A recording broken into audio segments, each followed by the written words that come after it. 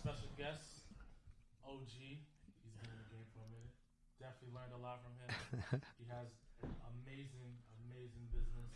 Very successful. Learned a lot from him. My man, GEO. Definitely right here. We're going to just talk about this business. You know, this business, life. Yep. Life, everything like that. That's what we're going to be talking about today. So, cool. If you want, you give a little something to the people. Introduction. Introduce What's yourself. up, guys? How are you? We just got here. It's a little cold. Oh yeah. So this is my cheesy way of getting more followers. So do it. How do you do it? So what we do is when we go live, I'll tend to share it with my friends. So right now I'm joining a live. Yeah. And I'm gonna DM it to my friends, and then cool. they so it's just like an extra reminder. So we're live on Twitch. We're live on YouTube. Too? Sure. We're live on Facebook as well. Jump on a live, and then just DM whoever you normally DM. You just go through your list and just you just let them know. Jump on a live. We got this. Oh, my phone has low battery, but let's do it. So, checking connection, checking. There you go. So no, you got to join our live. Oh, yeah. So scroll at the top. Yep. Where are you guys? To the left. Keep going. Or you can just go to our page. Unscripted Podcast. You should be up here. Yeah, we should be the first ones. There. You're not showing up yet. Are you guys live? Yeah, we are. Okay, let's refresh. So sorry, guys. We just want everybody to join live. the conversation. That's all that is. We want everybody to join the conversation. There we go. Of course, Nene pops up. Whoa! Right, so lower it. You don't want their volume crazy. There you go. And then now you see that little arrow. Yeah, this one. And then now you would just DM it to whoever. Yeah, whoever. Okay. And then they'll join and everything else. All right, so let me DM it to all these people. Okay, can I just choose all my friends? Yeah, I mean how? Every single one's like this go down, or yeah. you don't have a setting where you could just. I don't know that one yet. We're learning. We definitely learning. Okay. We're definitely learning. All right, let's see what's up. My boy Kev has joined the live. You know why I'm here. What's up? Yeah. We live. Happy New Year. Hope everybody's holidays was great. Hope everything has been good. Everybody's staying safe. I know this damn bit is like going crazy out here right now. OD. Yeah, like I said, we got a special guest right here. GEO. What's up, guys? What's up? How's everybody? His company is called GEO Events. That's his name. And he's definitely a veteran in the game. He's in entertainment business. He pretty much does a lot of things. He doesn't just only do one thing. He does parties, lounges, everything you could think of, whatever you could think of.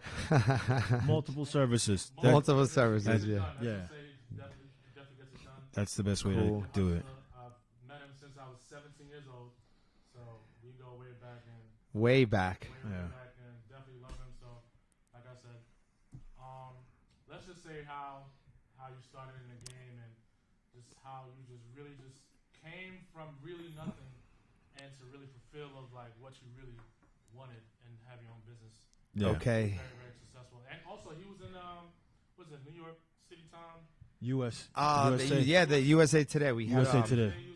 They did a little publication, and it was kind of cool. Like, I guess it was I never looked for like extra publicity or press or whatever, but it felt nice to just look at things that you've done over the years, and somebody that was like, listen, you could be up there, you had a good business for a few years, you built it from here there, and like everything, like you get it because you did some work, but also you need people to help you or get there to hook you up and put you on that. Like if it's just like, say like Brad Pitt wants to be in all the, how come this guy's always in all the movies? He's dope, but he also pays like his managers or people to put him up there and put him up for like any business is the same way. Like if we think people just pop up out of nowhere, like Drake is always with all these dope songs. No, he probably drops a lot of money to all the stations because he has the money to do it, and then it's easier to, So like as you get older, and as your business gets bigger, then you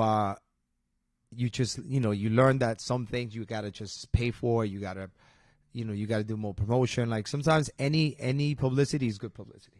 Yeah. Obviously, you don't want bad publicity. Some things, Can but tarnish things. Yeah. nobody's perfect. The amount of things that happened to us in the last 6 months that went wrong on events or like production, or we had to reprint everything. Yeah. And like we lose money on it, and it's like if you guys, I know how much you guys go through even to be here. It's like you gotta set this up. You got like people don't see like all the behind the scenes and all the stuff that goes on. So that goes with it. Let me ask you a question. So, right. And I always discuss this with my business partner, Winnie, about, having that mindset of, having the indescribable faith within yourself. Do you feel being Latino, do you feel like there was adversities that you face because you were Latino, or do you feel that didn't define you and you just approached it with a clear mind and everything else like that? That's a good question. I never thought about it like that. I was like Latino, Latin. I just thought about something that I felt like I was always like overlooked, because people look at like different things and people would just like, would dismiss you like, this is kid GEO. Oh, he's just a roadie. Oh, he's a dancer. Oh, he's an MC. Oh, he's this, he's that. So it was more like I'm super, super competitive. I mean, you probably know how I am. And, I haven't had that much interaction with you, but that's what drives me. It wasn't like really the money. It wasn't anything. It's just like, I like to compete and do stuff, especially when people are like, you can't do it or it can't be done. Yeah. It's scary to think. I don't think about it so much. Like I'll tell you about like something I'm trying to do now, but I just don't think about it. I just do it. I just, if I see something, I'm like, I'm just going to try it. I'm going to try it. Yeah. And sometimes in the middle of it, you find out, oh my God, this is hard, or wasn't for me, or this happened or that happened. But then I have this thing inside of me that I'm like, if I'm like, I'm going to do that. I'm going to cross Sunrise Highway and I'm going to go over there even in the middle of traffic.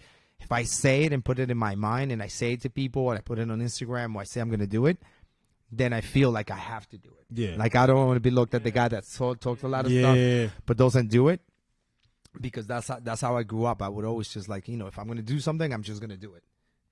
Even if I wasn't so good at it. So, I just, you just do it. If you think about it too much, some people think about a lot of things before they do it and they make awesome decisions, but everybody does it different. The way that I did it, I just do things. I make a lot of mistakes, mess up all the time. Sometimes I rub people the wrong way, not because I'm trying to do it. It's just because I want to do a certain thing and not everybody's always happy about it. Yeah. I think, especially as well, too, when you're in that business space, not everybody's going to really see the type of vision that you have and where you're trying to go. And I think a lot of the times you bump heads because, sometimes you can't even tell, like, what you're trying to do, but you just got to just do it yourself. And then everybody, after a while, you're like, okay. Yeah. I see what you was trying to do. Yeah. Correct. Yeah. Sometimes you see something, you're like, oh, I can do that. And it goes back to like, when I was a little kid, when I got to this country, I went, I didn't even speak English. I didn't have any friends. And then I would just go out to the park and watch the kids. And I only play soccer in Colombia. And then I'm like, I watch them play baseball and I'm like, I could hit that ball with that bat. I'm like, if they can do it, I can do it. Yeah. And then I started doing it. And then I'd see some kid doing lefty. And then I remember this when I was at the boys club, and then I tried to do lefty. And in the beginning, the guys were like, you can hit righty. And then I saw this kid doing a lefty, and I'm like, I could do it lefty. And I never tried it, and it took me a little bit, but then I learned to hit lefty, and then I became a switch hitter just because I tried it. That's dope. But started playing wiffle ball. Eventually, like now, I when I go to the batting cage, I could switch, but started because I tried it. Some people get scared because they never try. They're scared to fail, and it sucks. You don't want to be the one like the kid that never gets picked to play. Yeah. Like I didn't want to be that kid. Yeah. Like I was always bad on offense playing basketball, so I was like, I'm going to be really good at defense and hustle, so I could still make the 5 kids that get picked at the park. Yeah, gotcha. So I would get picked. I was like the I don't know. I was like the rod man. I was like what is that annoying player right now that knows everybody? That was grabbing LeBron. Beverly, yeah. Patrick, Pat Beverly, yeah. So I was one of those kids that I was just like, I know I'm not going to be the best shooter, and I'm not the tallest guy. I can't even dunk. I can't even do this. But you were gritty. Yeah, like that. So I was like, at least I would make it on the squad as the gritty person. Yeah. So then when I started my company, I thought about the same thing. Like, you know what? I'm not going to be, because you were there almost from the beginning. I mean, I had my company before him, but it was like really like some of the first years. And yeah, it was like that. It was like, I'm just going to be this. I'm going to try with this people. I'm going to try with them no matter what. And you just got to do it. You know, that's the main thing. So did you like, was it something that sparked you that said like, I'm actually going to really like have my own business? Because I know like back then you were just a dancer, young, just getting by, whatever it should be. Was it something that triggered you? Like, nah, I really have my own. I need to have my own. No, it really happened by other people just kind of pushing me to it, or just situations push me to do it. Like I remember, I mean, I've been doing this all my life, basically. If you think about it, I've been doing this since I was like 18 years old. So like, I can't remember, like I can remember, before that, but if you think about it, I can't ever remember not doing this business because this has been my whole life. Yeah. But then when I was doing it for all the companies, I worked with, Heart to Heart and EJ the DJ and all these people. And eventually, like I remember, I look at it like sports. It's like if you become a good enough player, then you get to demand certain things to get traded or whatever, or, not like Kyrie Irving, but, but then I don't know. I remember just thinking about it and Eddie, my old boss, was like, listen, for some reason, I don't know what happened first, what came first, but I thought about doing the business. And then when he found out, then he offered me to come back and offer me a piece of the business. But the offer that he made wasn't really a good offer. And I just decided, like, then the next day, that night, I remember just listening to it. The next day, I was like with my friend Brian Chiano, which I'm actually going to see tomorrow. I was like, hey, you want to just start the company? I'm like, let's just do it. Let's just start a company. We were still working there and freelancing, but we're like, why don't we just do it? And we started it out of, I moved out east, and I had like we started out of my garage and his garage. Then I moved back to Queens, and I had all my equipment in an apartment, on a second floor apartment, which was hard. Imagine getting home like 1, 2 in the morning, and you got to load the equipment, not into the garage, but up the stairs. But I didn't have a lot of stuff, so I'm not going to like play that I was like this crazy guy. No. But still, like, suck bringing it up the stairs. Finished dancing and body tired. And I basically just started because people said that it wouldn't work. And I heard people kind of like laughing about it, or like, so that drove me more to do it. And then I was doing it, and like, then I know, I didn't even do it for the money, because I don't even remember like not really having money, because I was always doing something. So if you're always doing something and you're busy, you don't look at money like that. And unless you have some crazy things where you like crazy watches or shoes or cars, which I wasn't into at the time. And not that I could afford it anyway, but I was just more into going out and dancing and, meeting people. And I just did it because of that. I started doing it. Eventually started like, it took years. People think like, oh my God, GEO blew up. But even from the minute I met you, I was doing it before that, a few years before. And it was hard because going into like Temple of Odors or like in the city or Garden City Hotel or like Cipriani's, they would always give me crazy problems. They're like, who is this kid coming in here? And like, so I just looked at it like, I just brushed it and it just kept going and kept going. I never looked at it like, I would just go in there and be like, I'm going to show them. I'm going to show them how good it is. On the mic, I would say things. I remember I'm like very feisty. So I would say things on the microphone or like right in front of the band. Because I know the clients, as long as your client likes you and your product is so good that they have to come. Like sometimes you hate the iPhone. You go to the store like, oh, this line is store, but you go back because it's good. So I remember like, I'm going to make it so good so that even I'm going to bypass all those people that don't want me to do it. And I'm going to go directly to the source. I'm going to go to the clients. If they want to book me, then it doesn't matter what they want. That's true.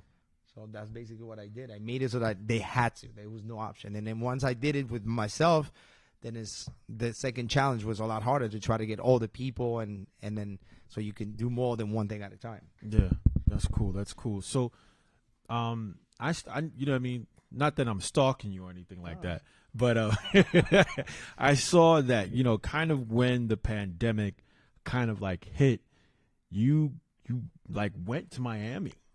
Yeah. And and you were doing events out there, and I thought that was like really genius. You know what I mean? Me, I did the practical thing. I went and I did security, and then I started working a little bit with law enforcement as a public safety officer and everything else like that. But that was just a different perspective. And then, me and Winnie had the conversation like, yo, let's do a podcast. We got a lot to say. We both have great, personalities, whatever the case is. Yeah. We went from doing the podcast to like, all right, let's get in business with each other and That's everything cool. else like that. So That's here, how things happen. yeah, it's crazy. So It's like you invite a girl. You guys want to help me with my homework, and you invite a girl. You're like, oh, I kind of like this girl. Hey, you want to hang out? Then you want to, and you're in a relationship. Like you guys are in a relationship. Yeah, But go ahead, keep going, crazy. keep going. So you know me, I always text you to be like, okay, what about this scenario? What about this? Me specifically with my music and everything else like that. I think for us, because we've luckily been getting some clients with everything else like that, and this new era of marketing, it's not as the old school with the newspaper articles or like we recently had a friend that like gifted us something for the radio on Hot 97 for us and Like everything an else ad? like that. That's cool. It was cool. It was super cool, and we're grateful for her and everything else like that. But do you feel that is dated? What do you feel is the more concrete way of now generating business in this current climate? Because in my head, I'm somebody that does research, and everything's phone. Even right now, as we go live, it's the phone. It's the phone. So yeah, go ahead. So even when the iPhone was like, yeah, we're gonna stop, having these apps track you, I was like, oh, no. Yeah. Don't do it. Don't do it. You know what I mean? Because like it was more intuitive for somebody being in business. Yeah.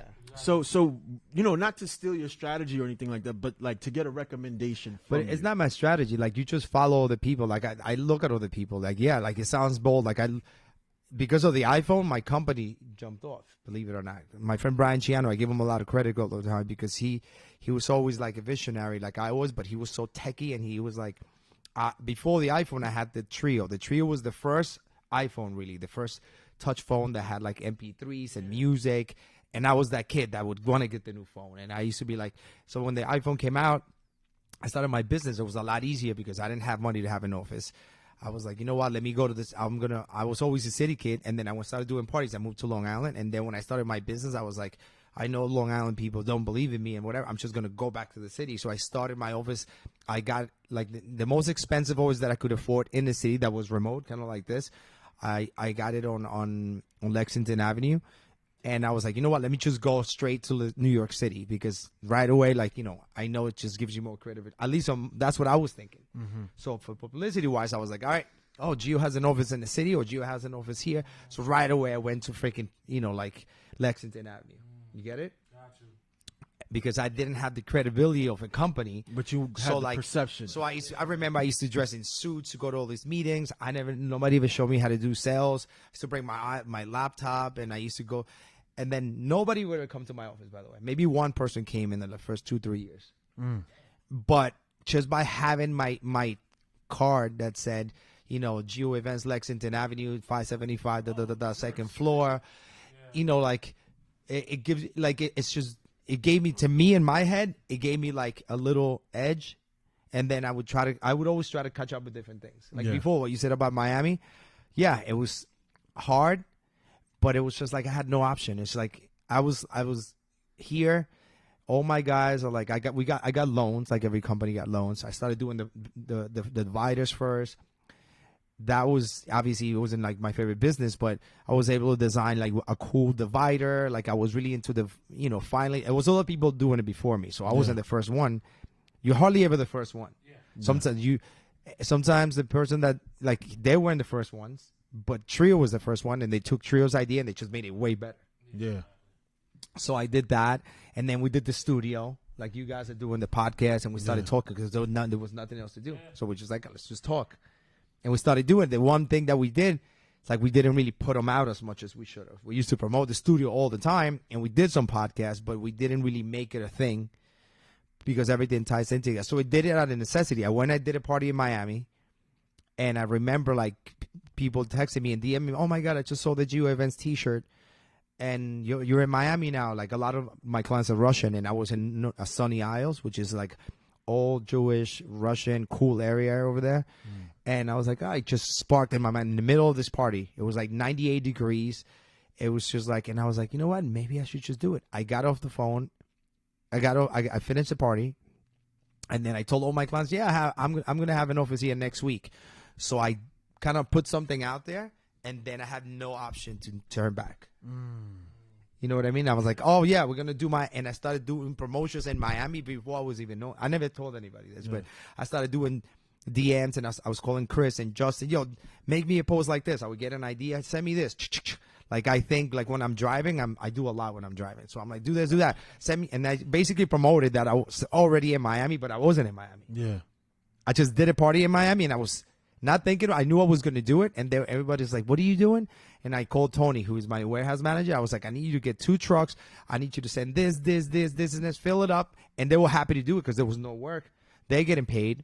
I was using some of the money from the loans to use, and some of my savings. I'm like, you don't know what's going to happen. Yeah. Everybody's like, so it was crazy because there was hardly any work, and now you're spending all this money to move to Miami from one city to the other, which is not. It wasn't easy. So then I came back here, and I started putting DMs that I was in Miami. And then I saw somebody on Instagram. That's why the whole world revolves around this. We're going to talk about this today a lot. And I think we'll come back and talk about it again in another time. I don't have to leave yet, but I saw like my friend Doc and Mike, they were they just posted something like, oh, we're at the Sagamore Hotel, prepping for New Year's Eve. And it was like, this is like the first week of December 2nd or 3rd. And I was like, and then I just sent them a DM. I was like, I'm in Miami. What's up? And they're like, where are you? I'm like, we have a meeting. We got to come back here, meet the manager at 7:30. And it was like 1:30 in the afternoon. And I was like, I'll be there. And I just fucking got a flight. We out of here. I got on a plane, and I just fucking made the meeting. Yeah. I got on a plane. I always fly Jetblue, by the way. So Jetblue, hello, I love Jetblue. You know what's crazy? I shout out to Party Hardy and shout out to Howie, by the way. I do love Howie. He's my boy. Yeah. We're friends. We talk all the time. He always helps me. But go ahead, finish up. Yeah, and there's another company called Hyper Project Agency. So they basically booked me dealing with something with Captain Morgan. So there's this thing, like a new thing they're rolling out called Coach Captain. So like I was dressed up as a football coach but representing Captain Morgan. Okay. Yeah. Oh, that's cool. So I was in LA, Dallas, like all over the place. And you've been flying JetBlue? I flew American Airlines twice. Yeah.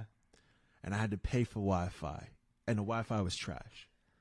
I flew JetBlue when I went to California. Yeah. Life changer.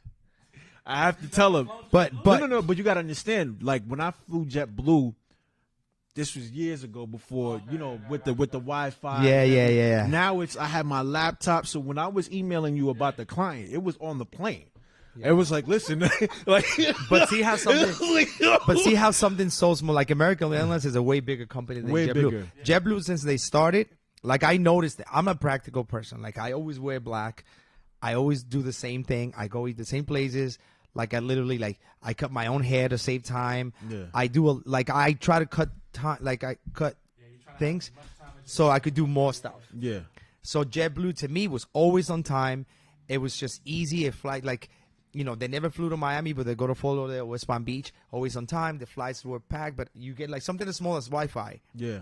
Make your experience better. Completely just like different. With me. I had all the companies were bigger than me, and I'm like, what am I gonna do? So I'm like, all right, I'm gonna come up with this little video DJ booth, or I'm gonna come up with I'm gonna do a custom little stage and include it. It was a little extra work and less profit, but people remember little things. You remember that now. Yeah. Right? So it's just if you're doing my party, I used to call it the X5 package. You're gonna laugh. So I always, like I said, I like doing the same thing. I had BMW since 2001. And most 9 out of 10, they were all X5s, all blacks. And then I called it my first package. I typed it up myself. It was called the X5 package. And the clients were like, oh, that's funny. What's it called, the XPAP? And I used to be like, well, that's whatever fixed in my car. I used to do the speakers, the DJ booth, a projector, which was Brian's idea. I used to project on the video DJ booth, do video. So I would do video, lighting, sound, all in and people where are you going to play the montage? On the DJ booth. And I would show them the video. Yeah, and I would get parties just because of that. And they're like, well, if I go to this company, they're going to charge me $1,500 for plasmas. I didn't have plasmas to begin with, and I couldn't afford them. So I came up with something simple, and they would work. I would play the montage, and I would just make sure people would always complain, but it's so low to the ground. So I would make people move over. But it kind of came included in my package. So it's like you fly in JetBlue, and now you don't have to pay for video. You're like, this guy GEO is cool. We don't really know how he is. We could go to these bigger companies. He's definitely good. We saw him at this party out, this showcases like we used to do. He goes, but now, but he's saving us $1,500, and he has this beautiful girls, and he has these 2 cool dancers.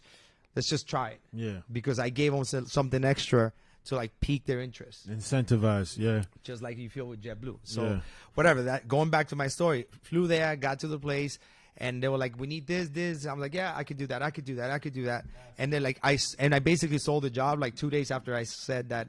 But they already knew me. So like having like a timeline of doing stuff for years helps. Yeah. You know, like sometimes you go like, you know, live on Instagram, or you jump off and everybody knows you overnight, but that doesn't always happen. It's like winning the lottery. But they already knew about me. They know that I do events. They knew me from New York. They knew me from this guy. I knew them because I went to a club, Red Rabbit, which I was a partner on, and I came up with this, just doing the stages that we do at the parties. Because you're able to fit more people at the club. They keep messing up the furniture. I know I keep jumping from story to story. That's all good. So I came up with doing bleachers with the stages, and they thought it was so genius. And to me, it's like, how do these people not think of this? It seems like, to me, it's simple to come up with ideas really fast. Yeah. And then I just bought all my stages one night. We pulled out all their furniture, and we just made bleachers. And now you have 3 rows of like kids, and now only 1 little table, and they could fit like 15, 20 kids on the VIP table. Everybody's standing up, drinking. Nobody wants to, and they were like, this guy's awesome. This is dope. So when they went to Miami, like, oh, this is the guy GEO with the bleachers. They call him the boxes. So he goes, can you bring some of the boxes? Like, yeah. So then I sold my first job. Then from that promoter sold another promoter, and then they ended up getting another club. Like, can you do this one too? And I actually oversold myself. I ended up getting, from one job, I went to having 9 jobs for New Year's Eve. So now the hardest thing is to get the business. Now it's just like, all right, now, Tony, get another 2 trucks. Get this. I literally like sent like, I don't know, like 70 sofas, and also having the equipment to do it. Like I was lucky that I've been doing it long enough, and I stacked up in all the things. If I didn't have anything, it would have been a lot harder. Me going to Miami and like renting sofas to go rent them. They didn't want to pay a lot of money. My sofas were not making any money, so instead of getting $300 a sofa, I'm getting $150. It's better than nothing, and at least I'm getting something going. Everybody's watching it, and it was kind of like a flex. Like I didn't get it in the beginning. And it was like, I said 1 truck. I didn't even have a warehouse. So the trucks are already on the way. And I'm looking. So now this whole month I'm in Miami. I'm going back and forth. And I'm just trying to sell. Going here, going there. Sending posts that were in Miami. I'm looking for an office. I'm looking for a warehouse. Couldn't find anything.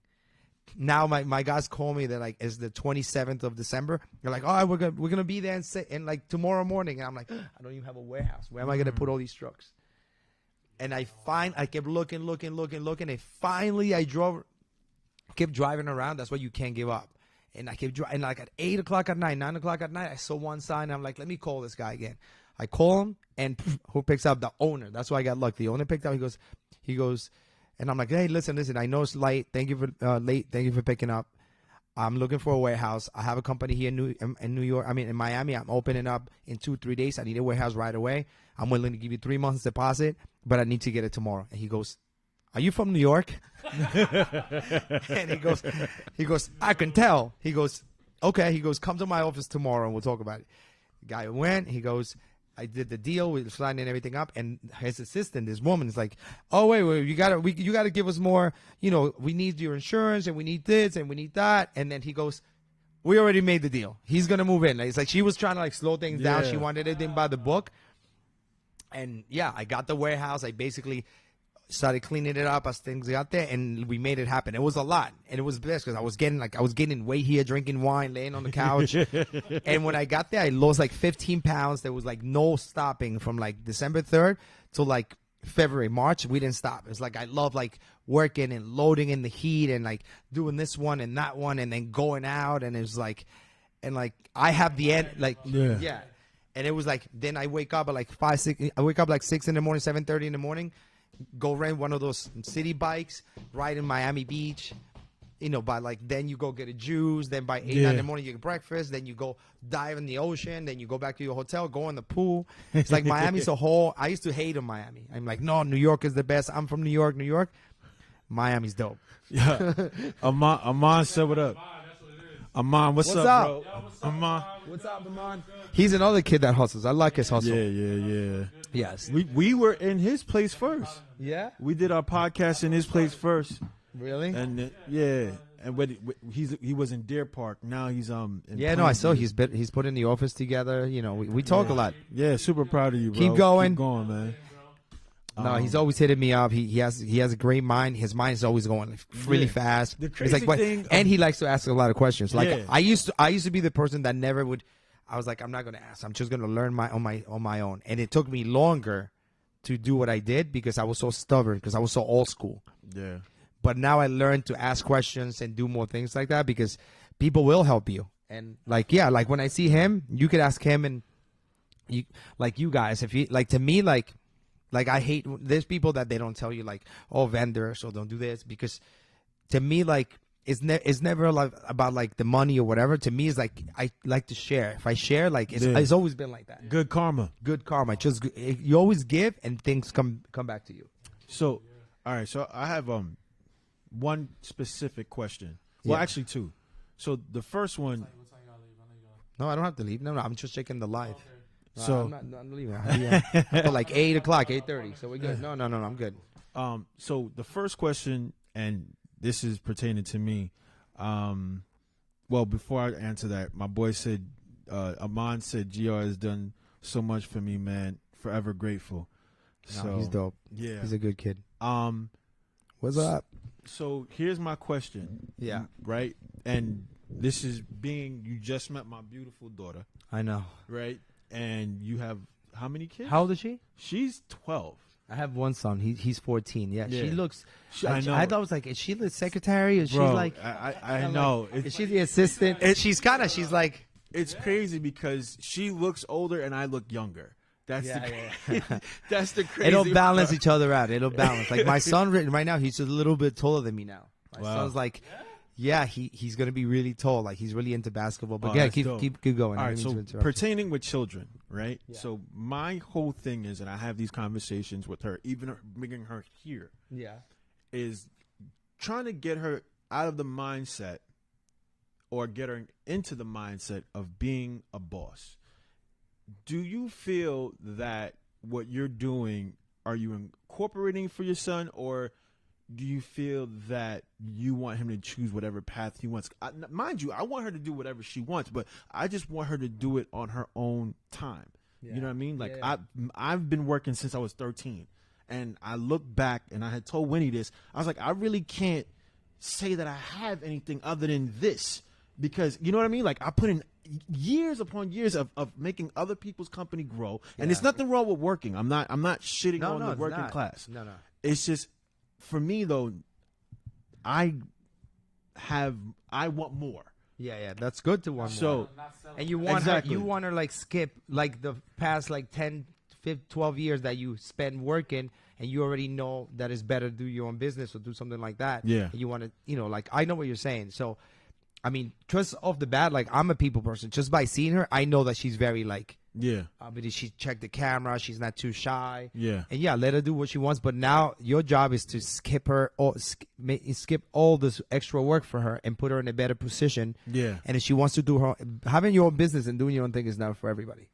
No, I know it's not for everybody. Yeah. So she might want to do it. She might not. It depends. My son right now, I try, but he's not really thinking about it. So girls think about it more than, I guess, quicker than guys.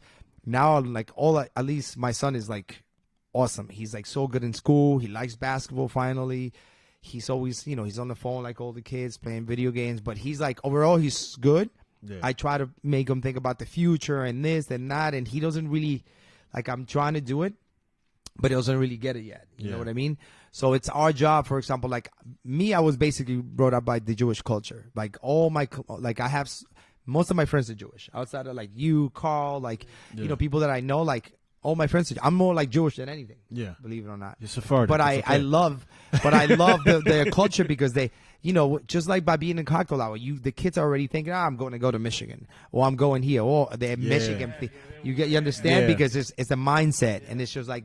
So if we want that, we have to start doing it younger and younger. And I see it happening because I years ago, I don't think I was, like I'm a good dad, I think, but I wasn't such a good dad because I wasn't so, I was working so much. I worked a lot that I feel like I didn't spend enough time with my son and things. But now that I got older, but I see the difference. Even in the last 2 years of me trying to get him, he liked basketball. He wasn't so much into it. And now like I push him and we play and we go to the games and this and that. And I see the difference.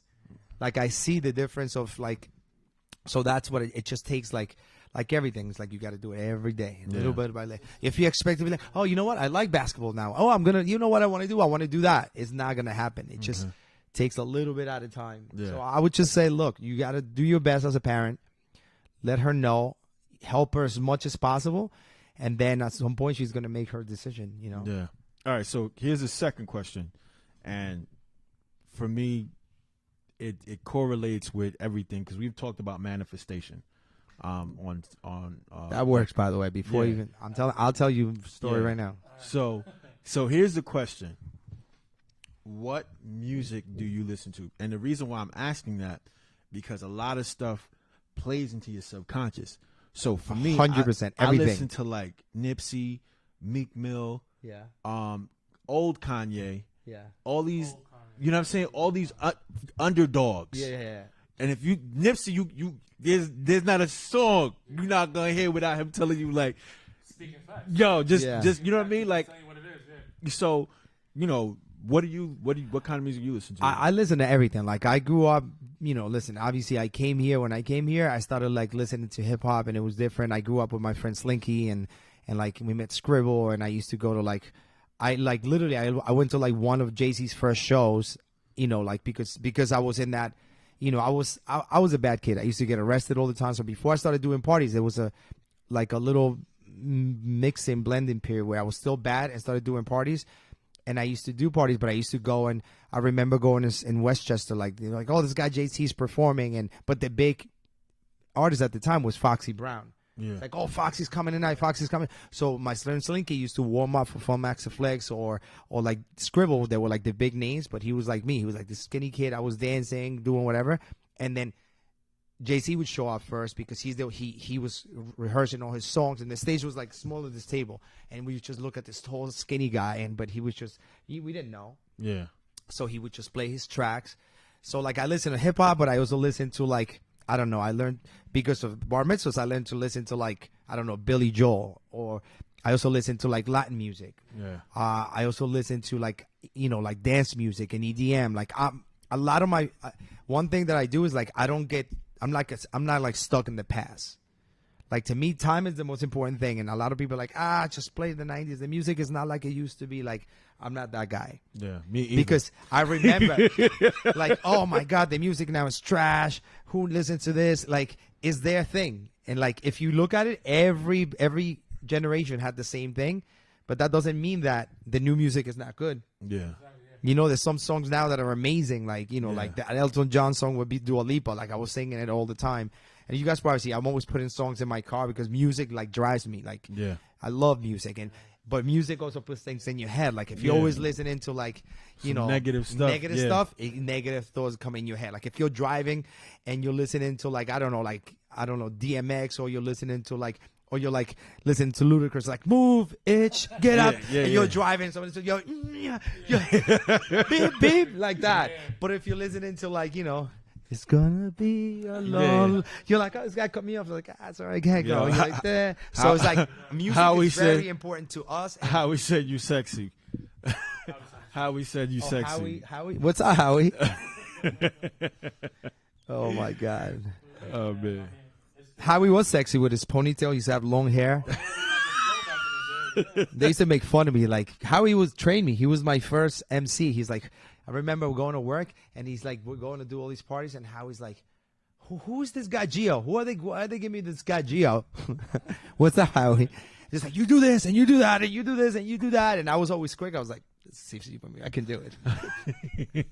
Oh, Yeah, they all have. like, I mean, it's definitely dope. Like just to see like how the transition's been. Like, and like I said, I seen you when you started. Like where literally from your house. Yeah, in my house. And so when it comes to like manifestation, like I remember you was gonna say a story. You had, like, a story? Yeah, I mean, listen, everything. Like sometimes you put something in your head, and if you think about it, I mean, you have to work for it. It's not like, oh my God, you know what? I'm gonna win that lottery. You still have to drive to the lotto place and buy it or buy enough of them and then hold them in check. You still have to do something. So I thought about many things. Like I thought about I always thought about even like the whole thing with Miami. Like I want to have an office in Miami on a difference, and I did it just because of that. Let me just try it. Or I thought about having I don't know, like doing an event at like Madison Square Garden, and I did it. Like you just gotta put things in your head. At the World Trade Center, like that's a story. Like I did it because it cost me like $50,000 to do the event. It cost me that the first one, and I didn't even have that much money at the time, but I did it over a course of 3 months. I mean, I'll tell you the whole story. I was at Cielo dancing. Remember we used to go dancing? Didn't I take you guys to the first dance, like the first house club? You took me and Dre. Yeah, Fun Box. I took him and Dre to Fun Box. The Fun Box. I used to do that. Like, Funk Box. Yeah. Okay. So like, I don't know. I think I'm lucky that I have a lot of energy because I do a lot of stuff. Like I would go to the parties, this and that, and then I'm like, let's go to the club and go to the club, and then wake up at 7 a.m. and go do it all over again. So everybody has something. But yeah, I was at Cielo hanging out. I got a DM. And then this Asian girl, like beautiful girl, she was a model from France. This is sounding mega shady. She was Asian, beautiful. She's Korean. She's French, but she was DMing me from Australia and saying, Jesus listen, Christ. I'm going to be at the World it sounded like, I'm going to be at the World Trade Center next week. I love your Instagram. I saw your website. I love your pictures. And I think you got a good eye. I need help with my fashion show. And I'm like, I ignored it. 2 days later, I was out again. I'm out another DM, like 3:30 in the morning. I'm like, this girl again? She goes, listen, I'm going to be there on Monday. We have a meeting with the New York police. I'm like, the World Trade Center's not even built yet. So she's saying she's doing an event there, and it wasn't even finished. So then she's like, listen, I have to be there on Monday at 8:30 in the morning. Just come in with your ID and just meet me there. And I'm like, you know what? I'll just fucking do it. Oh, sorry. No, you good. So we then I'm curse like sailors. I'm like, let me try it. So I told my friends, I'm like, why are you responding to this DM or something crazy? I go there on Monday morning, like 8:39, show up there. And then, she's waiting there. It's tall, beautiful model. She's like, oh, you're GEO. Listen, I love your website. New York Police Department in there. The constructions, they give me a hard hat. And I was like, oh, shit, this is real. Yeah. Right? So we go in, check my ID. They check everything, passive security. We go in the elevators. And I used to go to the World Trade Center. I used to work there with Howie. With Heart to Heart, we used to do bar mitzvahs, and we used to do a lot of proms at the Twin Towers. Wow. So when I first started, when I was like really young, I used to do parties there. Then we stopped. So I was like a thing because I used to go there as a little kid and take pictures. So now, you know what paid off? That I used to take pictures and draw all the time. So whenever I put a picture out, it was like a dope picture. Like I would always take, you know me, like I always look for the right angle. Like I can make something bad look awesome. Yeah. Or I can make something look awesome, look fucking amazing. Because it's all about perception and selling it. Like, oh my God, this company, I was big online before I was even big. They're like, oh my God, this guy's killing it. This guy's doing those. But I would make like my 1-2 events look so dope that they would be like, wow, this guy's really doing it. And then that got into the mind of the clients, and eventually he did it. Anyway, so we go there. They're like, oh, have you ever designed a fashion show? And I was like, yeah, many times. I've done it. I never did a fashion show before. So I go there, and I'm always with my iPad. And I always carry my iPad. Like I said, Apple, I owe a lot of money to Apple because they help. And I had an iPad since they came out. So I go there, and they're like, oh, can you do this? And I start like doodling with my finger and all the drawing over the years, and then flipping my pictures. And I was really good. Some people were just like, oh, what is that guy doing in the iPad? And they're like, well, we're going to come out of this side. I knew the whole building was the next. So I was there talking. I'm making like a hexagon on my phone. And I'm doing so like to them and people looking at it. And this is 2014. They're like, and then they see like a little sketch already. They're like, oh, this guy must really know what he's doing. We're going to come out of here. And I didn't, because I don't even know Photoshop. I didn't know how to do anything like that, but I could sketch things out really quick. They're like, all right, no problem. The next day, she's like, listen, I loved everything. There's only one catch. I was like, I sent her a proposal, and I sent it for like $25,000, which was like laughable. But she goes, listen, I don't have any money to do this. And it was Bentley Meeker was doing lighting, which is a huge lighting company. And it was a caterer and a florist and myself. And she goes, you know what? We're going to go with somebody else. I'm like, all right, no problem. So I was like, all right, I'm off the hook. At least I don't have to, you know, I was going to be with it. She said, you know, she said she had no budget. And I was like, it was probably going to cost me money to do it. So I kind of walked off from the project. Then the next morning she calls me. She goes, you know what? We really want you to do it. So part of it is because she really didn't have another person that was willing to do it without getting paid. You get it? That's why you have to give first. And I'm going to tell you a story. So then I was like, you know what? Let me do it. So I go. She goes, we really want you to do it. I like your design. Da, da, da, da, da. And just, you know, we need chairs. We need this walls. And I called my LED wall the cubes. Yeah. And then Bentley Meeker. And they were like, oh, this is the famous LED wall. Kind of like making fun of it. But it was kind of like LED panels to separate it and make it look cool. I have all these pictures, by the way. And she goes, all right, no problem. And then the next day I get an email. Oh, you got to upgrade. Let me send you your insurance. I send them my insurance. They send me, no, you need $5 million. Whoa. Because it's the World Trade Center. So they need really big. So I was like, I called my insurance. They're like, oh, that's going to raise your insurance from $2,800 to like $11,000. Jesus. I was like, whoa. And then I asked everybody in the office and my friends, and like, no, don't do it. You're crazy. You're not getting paid to do it. You're going to have to spend money to do it. You're going to have to rent all these trucks because I don't have a lot of trucks. You're going to have to rent a few things. You're going to have to pay the whole staff. And now you have to spend an extra $15,000 in insurance. And then you can't just get insurance for that. Insurance that big, you can't just get it for one day. So I had to pay for 6 months. He goes, my guy was like, listen, pay for 6 months. And at the end of 3 months, if you don't get any events, then we'll try to drop you. But you got to pay up front at least half of it. I was like, all right. So I don't even like the thing is I don't even remember whether I had the money or not. But I for some reason I always had the money. I never had people giving money or investors or my dad or anything like that. So I ended up doing it. It was so cool because it kind of like took my company to another level. Because we went there, you know, it was like, oh my gosh, checked out. We went upstairs. We started setting it up. We practiced. You see like the World Trade Center all like raw. We did the whole fashion show. And it just gave me like people were like, oh my God, GEO's doing this event at the World Trade Center. I didn't make any money. The event went great. I have pictures, videos. Everybody was like, you were amazing. I did more fashion shows after that with her, like 3 or 4. Nice. And then that's it. 3 months went by. All the hype died down. You know, no more World Trade Center, whatever. And then I ended up doing Biz Bash. They asked me to do it, and I wanted like $50,000. But then I worked out a deal to do it for like, I think it was $20,000, and they would just let me be in a show if I provided all these stations and all this stuff. So I was like, let me do that. And I did it, and then I devoted like all my attention to it for like 2 weeks, and I won like practically like the best booth that year. But then I used the cubes again. I did it all clear. I put all this tree plant, all this stuff underneath. It's been done before, but it looked pretty cool, and I made these really tall towers. Like, so my booth you could see from anywhere in the show. I took the cubes and I just kept stacking them, and I wrapped them up, and I just wrote GEO events. I wrote GEO events Miami, and people were just like laughing because I wrote it down in 2014. That's where manifestation comes on.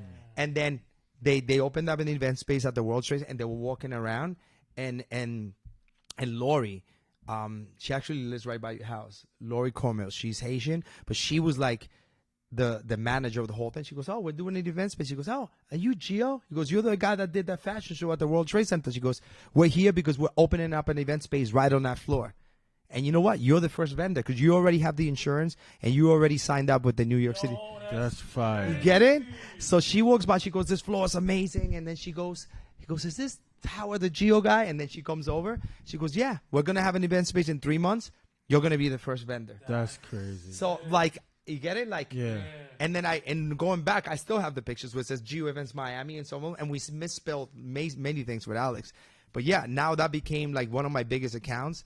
And I've been there since 2014. And it's been like a steady, like that was like my first big account in the city.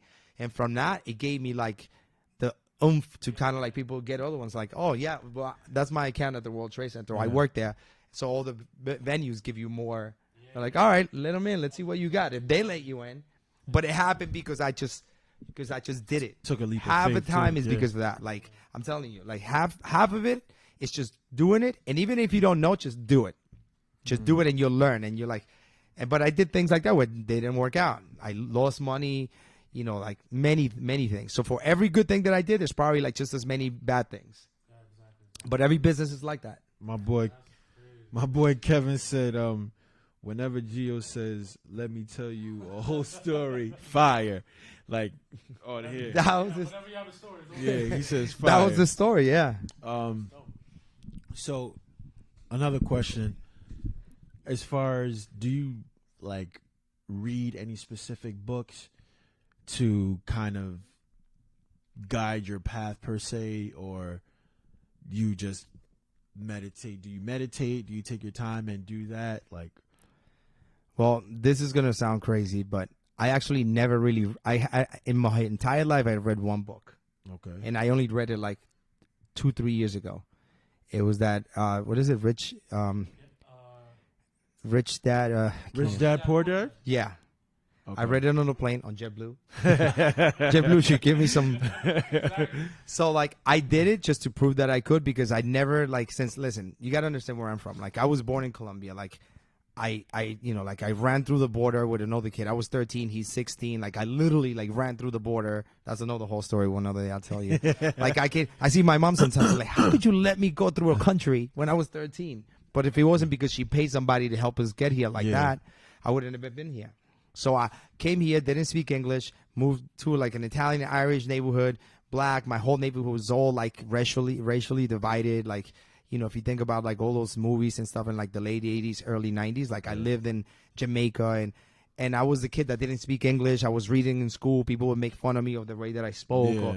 So it was hard for me to be in there because it was just like kids would make it hard. Like, oh, they would ask me like, Gio, what's like? They would come out like older girls would be like, "What's your favorite baseball team?" And I would say like the Yankees, and they're like, They were laughing at me because it's supposed to be Yankees, but I would say Yankees, things like that. Yeah. So I would read it in class, and like right away, like so I was always embarrassed to read out loud in class. That's why it's so funny that I eventually became an MC because I couldn't even speak English a few years before that, and it's just like so I never even graduated high school. I got arrested so many times before I started doing parties. I got arrested. I feel bad for my mom because my sister and my mom used to be upset. They used to cry. Like I got arrested many times between I was like 13 and like 18, 19. By that, then I stopped. But I got because I was a bad kid. But so that's where I came from. So I never really got a structure to be like, all right, Gio, you got to read this book and you got to do this. Like my mom did awesome. She was working. She gave me everything I needed. I got arrested because I wanted to do extra stuff, but not because I didn't have we lived in an apartment in Queens, second floor forever. My sister, her boyfriend, but then it's just like, like sometimes you want more. Yeah. But I don't even know what I was saying, but going back to the whole thing. Yeah. I never graduated high school. I only went back to school when I was already like 24, 25. And then I thought about like, you know what, if computers are so big, I need to know something about computers. So I went and I got my GED at Baruch College. Then I went back and I signed up myself to Nassau Community College, and I was there for like one semester. And I passed. Like I proved myself that I could do it because I passed everything. It was hard, but I was able to do everything that I wanted. I got good grades on everything, but I learned computers and how to do Word and Excel. That was like super, super key for me because then when I started my own business, I had to do everything on my own. Yeah, and not going to school, not graduating high school. Like, that's why I don't believe in college. I mean, I believe it if you, depending on what you do. Yeah, your profession. Like, if you're going to be a doctor. It's easy. Like for example, like I said, if your parents can send you to, like, Michigan and stuff, and you don't have to get all these loans, but not everybody needs college. Like, I believe college is good for some people, but it's not for everyone. That's true. Like, you could do different things without it, but, that's part of my story, That's dope, bro. That's dope. Yeah. Yeah. Yeah, no, I'm good. Definitely rocking. What about you guys? Like, let me ask you, like, how does it feel to, like, now have a partner and work together? Like, obviously you guys, outside of work in the event industry like I do, like, you have the podcast. What have you gotten from the podcast? So, okay. All right. So what really like kind of pushed us, in my opinion, was when we had sent out those care packages to you. Oh, that was so nice. Party Hardy. That was, Amon. Yeah, by the way, they sent me like a box with like an awesome hoodie that I still have, a white hoodie with my logo. And it was like a nice letter. That was really nice. Yeah. That was like a good touch. And it was like, see, like, I'm not good at things like that because I'm always so on the go. I'm willing to help people and do different things, but I don't stop. I don't slow down enough to do like thoughtful things like that. But those help also.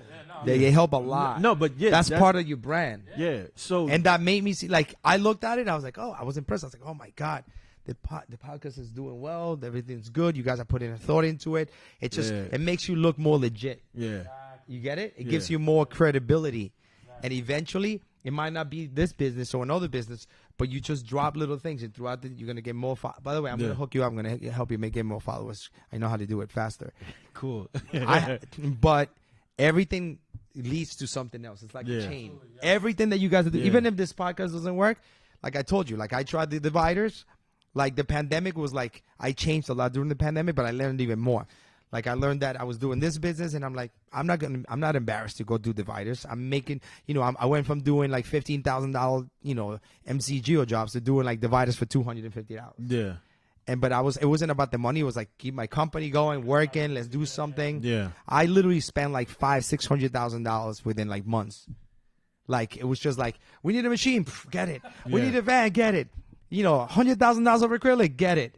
Like everything's like I never even think about the money. I just like go. Yeah. But as long as you keep going and then when it was kind of like slowing down, like all right, let's just try to do something else. Let's talk about it. Yeah. So we started the whole studio, painting my office, making a studio, like doing this, doing that, and then from there, that's how Miami happened. So it was like a change. Like I would have never been in Miami if it wasn't for the pandemic. Yeah. I would never working with Carl, who's like my partner now, and Alex. Like I used to think about like, oh, I need somebody like this, I need somebody like that, and I put it in my head, and eventually they come to you. Like you don't always have to go out and reach out and just try. Like you put things in your head and they happen, but you got to keep the ball rolling. You got to keep. Yeah. It's like if you think, oh my God, I wish I could finish this race, and you're tired and your legs hurt and you're hungry, and you're like, all right, you're gonna finish it, but you're not gonna stop. You got to keep moving, and you're like, I can't believe I finished, but you kept going. Yeah. So. To continue, once you posted on your story, I think Jesse had seen it. Yeah. And then it was and then they were like, "Oh, you guys do embroidery." Yeah, exactly. So it went from Jesse, and then so besides me doing music, I also screenwrite. Yeah. So like I'm in the process, like not in the process. I already been writing scripts to get on Netflix and Hulu and everything else. So like we're in the process of getting that done. I'm just cleaning up a lot of stuff. So one of the companies that is going to be pitching the script for me actually gave us a TNT client, Snowpiercer. That's like their third season. Yeah. It's a show? You did it? Yeah, so we did an embroidery. Yeah, that's we did awesome. embroidery for them. So, it's been those small things. It's been, for me, like picking Winnie's brain, picking Rashawn's brain, picking Kasim's brain, and, having our little disputes between us, you know what I mean? But making sure that I watch you every time, and you're like, what is it? And you get but it's good. Definitely, when you just being in business together and you just know, like, sometimes you're going to hash it out. Yeah. As long as you know. It's never personal. It's never personal. Correct. It's never personal. It's business. Yeah. Yeah. But like, for example, that business, you guys could grow it through here. Yeah. Like, embroidery business, you could try. Like, I tried a business doing T-shirts. We still, and I tried it because I sold a whole, like, I own an Amazon store. Like, I have one, like, legitly already signed up, and I never really took advantage of it because I never thought about it. And during the pandemic, we started kind of, like, learning how to do it. And it's still there, but I never, like, I don't even know. I guess now it's a lot harder to get one. But you still could get one, of course. Yeah, you can still get it. Of course. Right now, what everybody needs is at-home test. That's like the moneymaker. The COVID one, right? Yeah. COVID ones, Yeah, that's shit. At-home test, so I know, like, I just bought some of them for my company. Like a real big package, you could sell them. That's what Yeah. doing right now. Yeah, but that's a temporary thing. But that's that.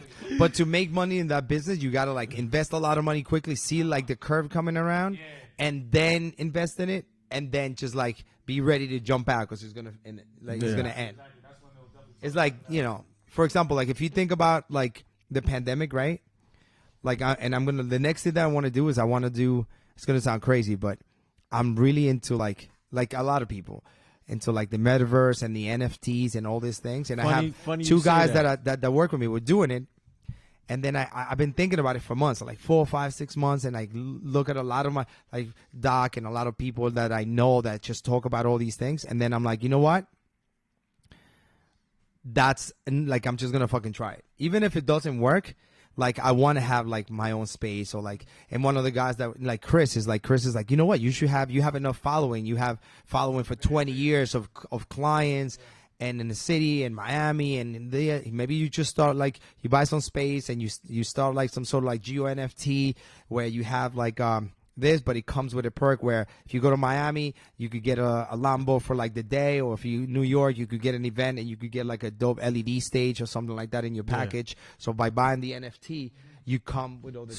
So here's the funny thing, I just I'm gonna be releasing NFT of my single that was really popular, a house track that like I got like over 300,000 streams. Yeah. So, but the NFT, I just paid somebody on Fiverr to do the cover over. Yeah. And then I'm giving them a remix version. And then from that, so I've been, you know, you got to respect progress. I've been looking at this metaverse thing. I've been looking at it. And I don't want to be the guy like, oh no, I don't want to make like no money. Like it's like this is like kind of like the 19. It's like the .com in the 90s. It's the same kind of thing. And if you let it go, that's why you have to evolve as a person. You got to evolve as a business. Yep. Like some people make fun of you because you're like, oh, it's like, you know, like Coca-Cola started making Coca-Cola, but now they have water, fountain, like a million different things. That's one thing that people used to make fun of me all the time. Like I was just doing music, DJ stuff, and then I got into furniture, not because I really wanted to, because I was kind of forced into it. That's another whole story with a company that wouldn't, long story short, this company wouldn't rent me the furniture because they had a fight with the planner, and the planner called them, paid them not to rent me furniture. Oh, wow. Yeah, they pay. I had a party where I'm not even going to mention names, that I was doing an event, and I needed all this gold furniture, right? So then I'm doing the event last minute. And then I was like, you know what? Yeah, something like that. So then I was like, you know what? I was like, I called them. I was like, I need this. They're like, oh, I'm sorry, Gio. We're not allowed to do any gold furniture to you or anybody in Long Island for this weekend. I'm like, why not? Next weekend. It was like 10 days. Like, nope, not allowed. And then there wasn't that many companies that had it. I called another company. Nope. So then what I did, I went and I had one of my friends open up. I used to do a lot of events at Club 201. I don't know, in New Jersey. So I went to New Jersey. I took their address, and I had my friends call and open up like a quick LLC company and a quilt company name in New Jersey. And then we called from New Jersey from a 201 number. They're like, oh, we need all this gold furniture. We need it down here, down there. And they're like, okay. And they rented all the furniture that I needed. They drove the trucks to New Jersey to Club 201. When they got there, my guys were waiting. We backed up the trucks to each other, and my guys were like, listen, don't worry, we can't get in yet, but you could put it in this truck. Yeah. So we put all the furniture in this truck from one to the other. And then as soon as they packed up, the truck drove straight to Long Island, to Ohio Castle, and then we got there. We set up the whole party. And then when I finished the party, I called the company. I told them to pick it up, but not in New Jersey, to Ohio Castle, kind of like to rub it in. Yeah. But that was, and then I started my furniture company because of that, because I had to buy all these things that I never knew about, and it just made it work. And then I was like, oh, let me try it. And then people were like, oh yeah, now he's gonna do furniture. But because some people, like, not that they're haters, it's just some people like, but you can't even worry about it. You just got to do it. You just got to, oh, now you're gonna be a designer. Oh, now you're gonna do furniture. Now you're gonna go to Miami. Or now you're gonna do this. Like, it's just like going to Tesla. It's like, oh, you want to go to the moon? Okay. Oh, you want to have an electric car? Okay. Ha, ha, ha, ha. Yeah. Like, you know how many things, like how many people try to do electric cars before, and like the companies would block them. Like, if you know the history, like I don't read, but I watched so many documentaries over the years that, yeah, electric cars have been trying to pop off for like years. Yeah. But something happened to the owner or the companies, because the big money companies would always shut it down. Yeah. You know what's crazy that you mentioned Tesla? So Nikola Tesla is literally like the keystone of modern science. and they don't really talk about him because a lot of his stuff that like even the power that we use, we used to use I think DC and now we're on AC or vice versa. I don't know exactly. It was his theory and algorithm that he was like this, and then Thomas Edison stole some of his. Like he got 100%, bro. He got ripped off by so many different people. So the fact that Tesla is like keeping his name alive in a good way, it's awesome. Is so dope, you know? Yeah. So, how's your mom, Winnie? Your mom's always, your family.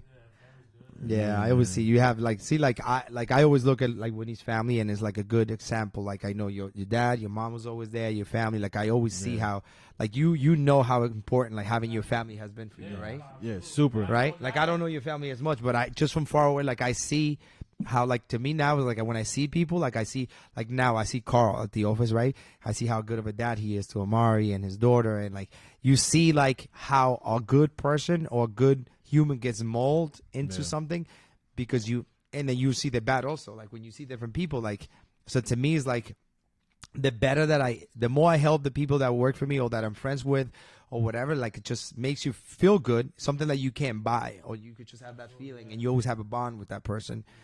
And then, but that's like, you know, things like that I look at. Like I know you guys have a good friendship and you do things, so it's like good to see things like that. Well, you know?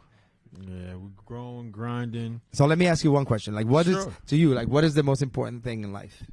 Just think of it. And you, like if you had to name one thing, like if you had to think of one thing that is the most important thing. Think about obviously everything. Health. Okay, that's good. Think about happiness. Okay. It gotta be health for me. Yeah. If you're not healthy, you're not happy. Correct. Well, the one thing that I'm always like really on is like time. Time is the most important thing in life to me and to everything, because time gives you the time to be healthy, and then if you're healthy, you spend it with your family. And like I just saw like this thing. I wish I could play it. I don't even know if I can because I'm on. But like to me, like the time. That's why I'm always like people always like, why are you running? Why are you doing this? Because I want to try so many things. I know half of them are gonna not work, and I'm like, fuck it, they're not gonna work. But I need more time to try them. Yeah. And then to me, it's like if I try a lot of things, I'm like, one of them's going to work. Like right now, like the whole thing with the NFTs, I'm going to try it. Why not? I'm going to try the NFTs. I'm going to buy some space on the metaverse. I'm like reading and looking and finding things out, and and I'm just going to do it. If I don't do it and I'm wasting my time now, like the extra time that I have now, I want to use it learning about that, because if I don't in 2, 3 years, 4 years, I'm going to be mad. I'm going to regret that I missed the time that I had now to do it. Mm-hmm. Like you know why? I'm really into like digital coins now, Bitcoin and like Ethereum, Solana. And I was going to buy Bitcoin before the pandemic at like $5,500 or $5,600. And I didn't because I had, what do you call it? Like FOMO, fear of missing it. I was like, but the pandemic, I'm like, the company, what am I going to do? Like, let me just use the money that I have, save it, make it, hold it off into next year. And then I actually sold it and didn't do it. And then now June 2000, this past June, I was talking to my friend John Penn. He's one of my friends, but he's one of my clients, but he's also a really good friend. And he's like, Gio, what do you do with the cash sometimes that you get or with the money that you save? Like he goes, you should really get into Bitcoin, get into like digital coins, but only do Bitcoin. And then he was right. And I saw it just like this last 6 months changed my perspective on all the digital world, like the Staples Center in LA where the LeBron plays. It's called crypto. Yeah, they're changing it. Yeah, there's no denying it. I see, like, I know one kid from Queens went from he bought, I think, Bitcoin at like $700, and now think about it. His high was like 69,000 or 67,000. So like even when I bought it in June, it was like at 30,000, and now it went up to like 60. Now it's at 47, but it could only go. And if you look at this at how it's been, it's just like only going up. Yeah. And like if you, and like the same thing with Ethereum. Like now you could only buy NFTs with like Solana or Ethereum. It's just like everything's tied into each other.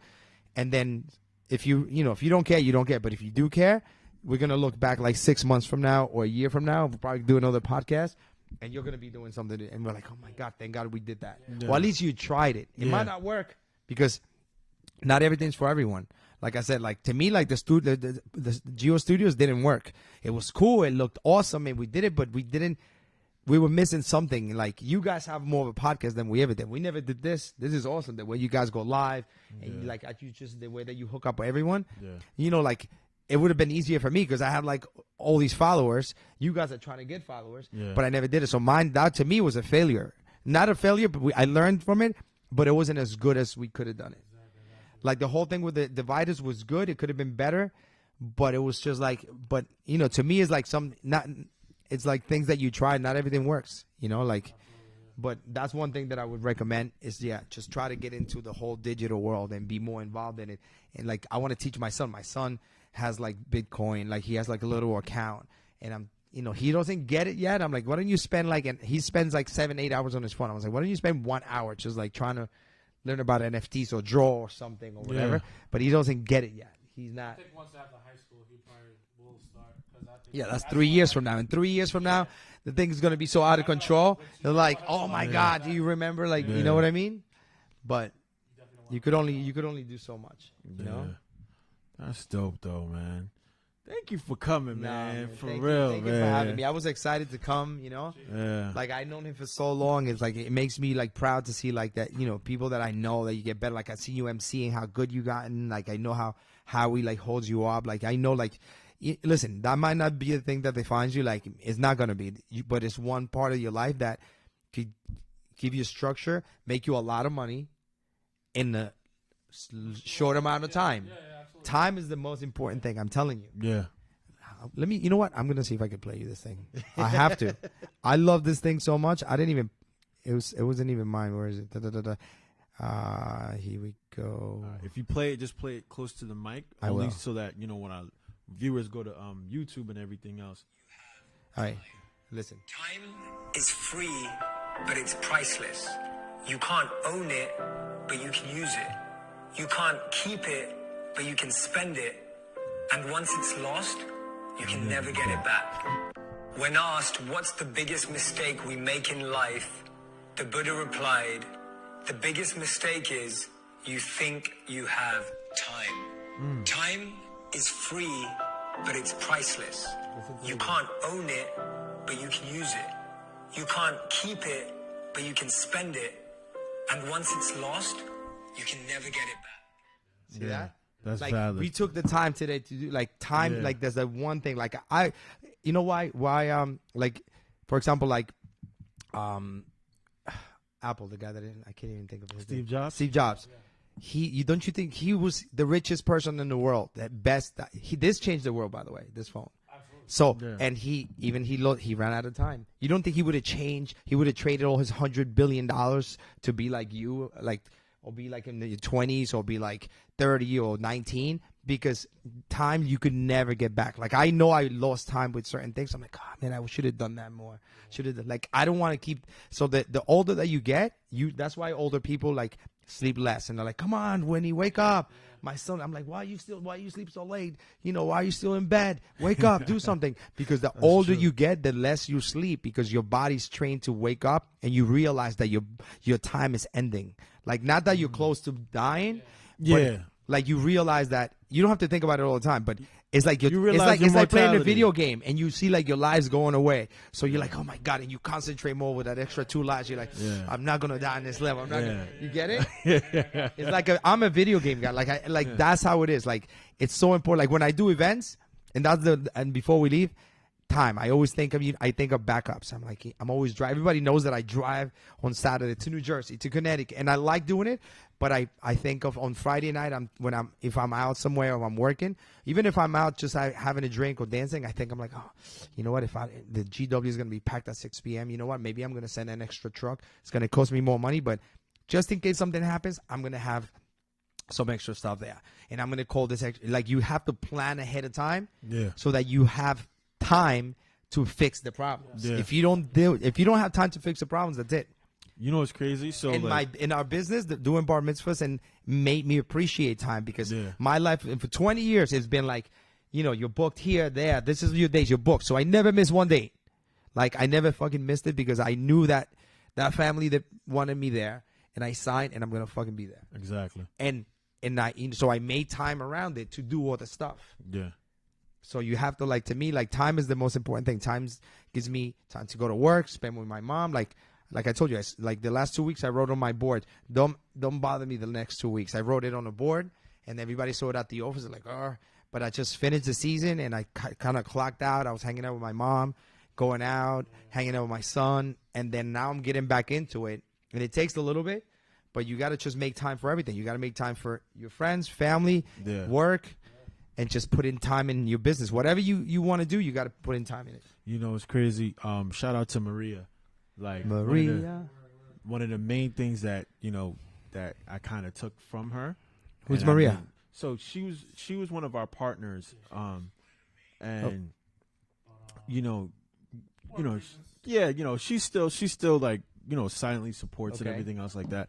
But one of the main things that I took from her is what I've been doing is writing down dates, giving myself deadlines. Like, okay, you need a deadline. This needs to be done by this time. This needs to be done. So, like, you know, being on top of everything. And then another thing is now, like, having Winnie and having my brother, you know, Rashawn and Kasim and everything, you know, so you need a team. Yeah, just allocating. Like, everybody thinks, I didn't trust me. I need a lot of people to do it. You know how it was. I used to be with you and Breezy and Dre and like Pete, and like you need people. Like you need a team. Nobody does it by themselves. Nobody does it by themselves. One. Even if you think about, like, say, like, I don't know, like Roger Federer. He's a tennis player. He's always by himself. No, he has a trainer. He has a health guy.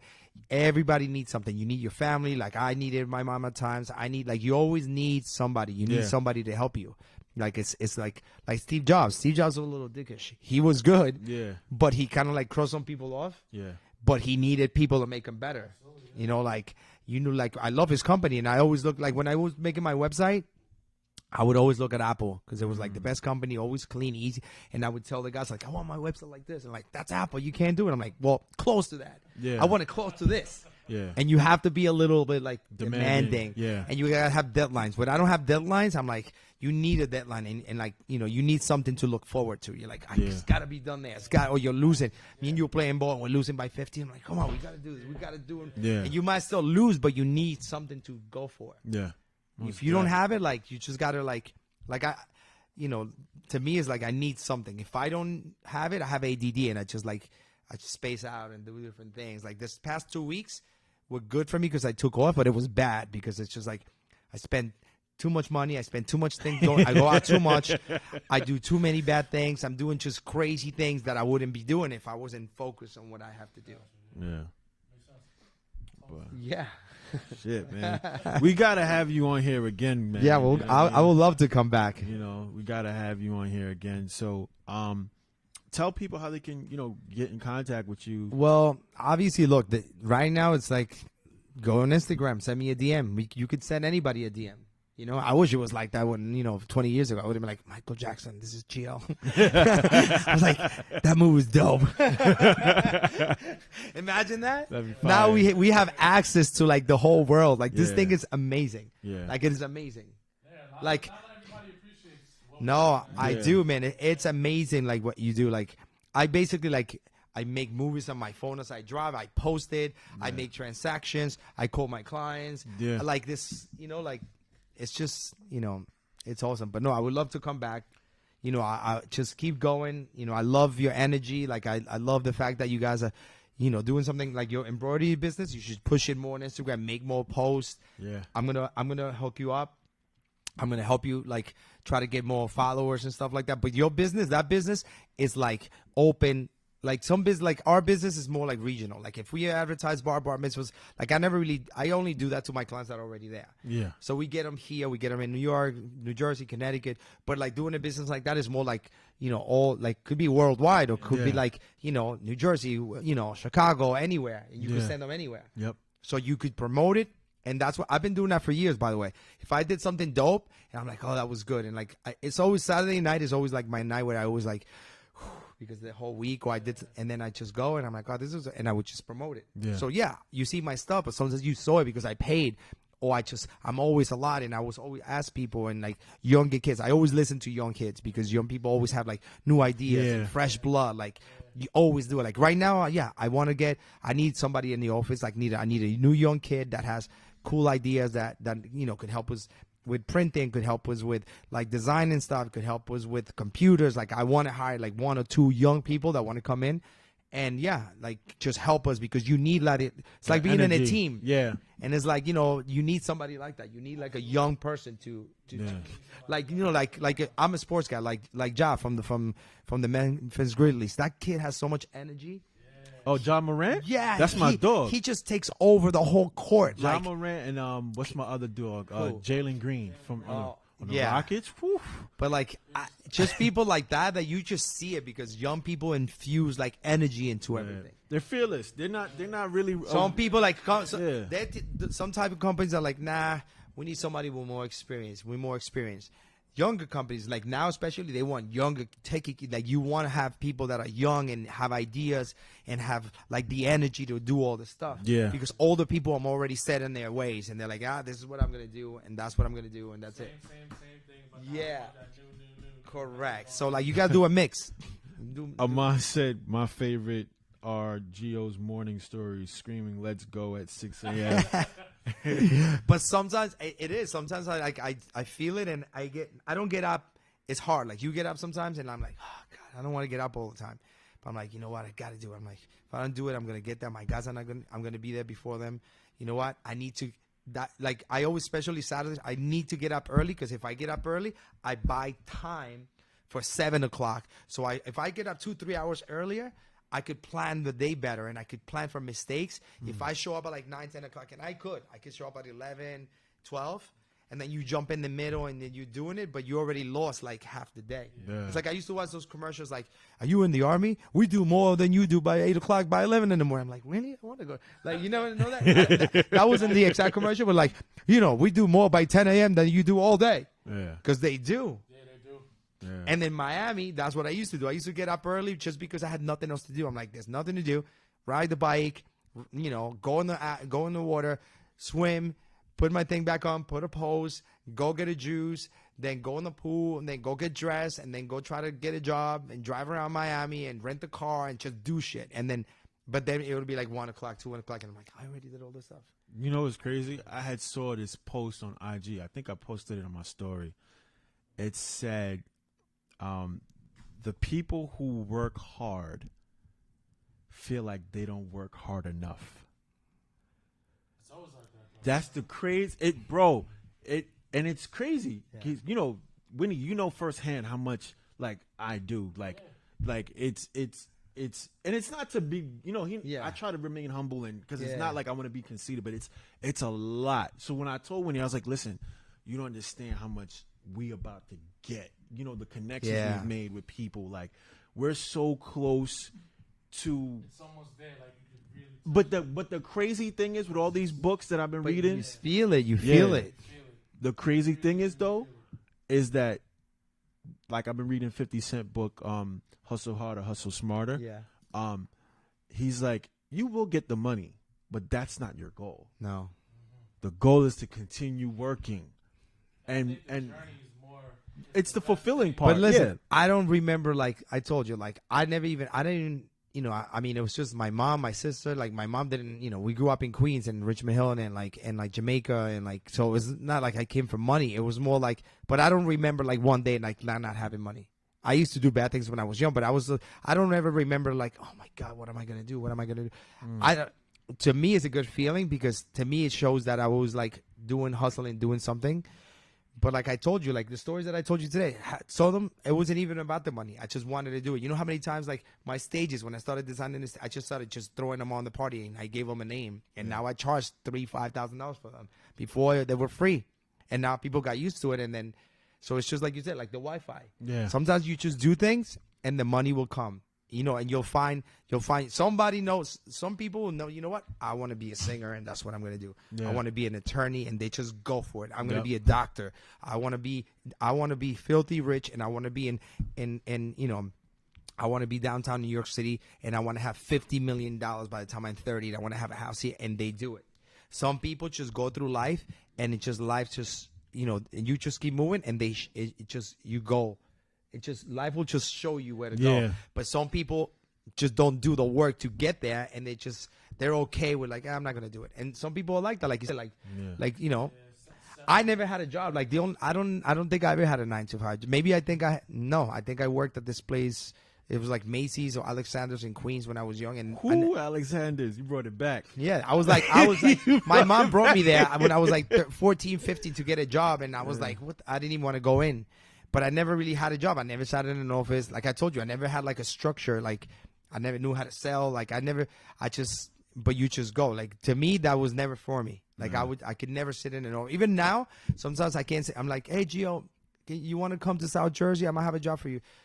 Sure, I'll go. And I'll hang up the phone and get in. And people think I'm crazy that I'm driving an hour and a half to South Jersey.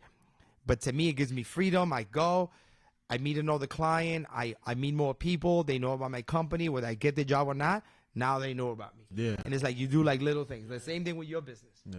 And it's gonna happen, but it takes a little time. Time. Yeah. That's why when people say time. Yeah. So whatever. What time is it? Oh my God. All right.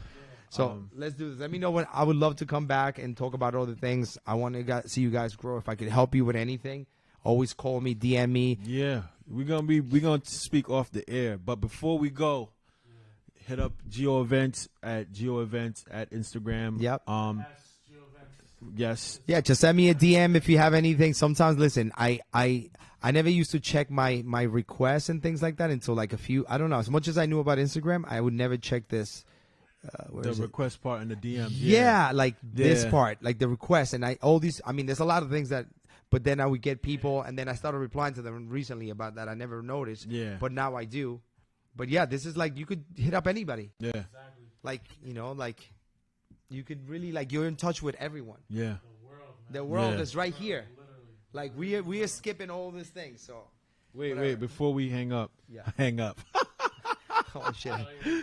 Before we close out, we went back. Yeah. I'm gonna hang out. Hold on. Let me DM you again. 6 4. And then you gotta press the 0 again. Like, that's it. Hold on. Okay. Rotary phone. And then you're like. Yeah, my grandma had Yeah. my grandma had that. Amon said, I have a question for Gio. What's the best advice you can give for building a team and most importantly keeping the team? That's a great question. So my boy Kev said, call me for this off the air convo. What I would say is that Kev. listen, you have to keep building your team. And to me, like, I think I would have never started my company. I was making a lot of money at Egypt for I think I was like the highest paid dancer on any company. Like EJ the DJ was this like Suffolk County company, but then he was smart enough to get all these dope people. It was like building a team, like the Miami Heat, and then we started doing parties everywhere, and his company blew up. And this happened to Richie Hart as well. What's up to Richie and Eddie? And yeah, you have to number one, it's like a family. You got to make sure they're happy. And to me, it's like if you share, make sure everybody makes money and they're happy. You can't be greedy. You can't be like, hold on.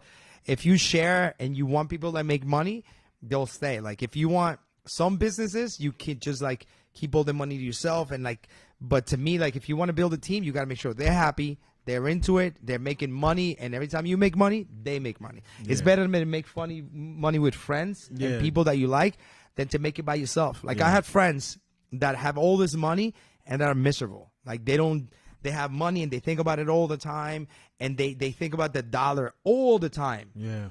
You go out with them or oh, I forgot my wallet. Oh, or things like that. And it's just they're always thinking about it. Imagine how they're going to feel when they're 60, 70, 80 years old and have millions of dollars and they're like, oh God, my money, where's my money? Yeah. They're not going to take it. Yeah. So my advice to him would be just make sure that you're loyal to them, and if you make money, they make money, and always make sure that they're happy. If they want, I always wanted, if somebody wants to start their own company with my company, I want them to go and do it. Yeah. Just I don't want to be a hypocrite and say oh, I'm not going to let you go, because I left, and everybody has to do their own thing at some point. Yeah. Some people will stay, some people want to do their own thing, and nobody's going to hold. You're not going to hold anybody back. Yeah. If you want to go, you want to go. If you break up with somebody, no matter how much that girl likes you or how much that boy likes you or whatever, they're going to go. There's nothing you can do. You know? Yeah. Anyway, so I'm out. I'll see you soon. All right. Thank you so much. I'm so happy, and I feel honored that you guys asked me to do it. Yeah, so with that being said, Hey. you are loved, you are appreciated, you are valued. You can do anything you set your mind to as long as you believe it. You can achieve it. Yeah. This is the Unscripted Podcast, all talk. Yeah. And we out of here, man. We are out of here.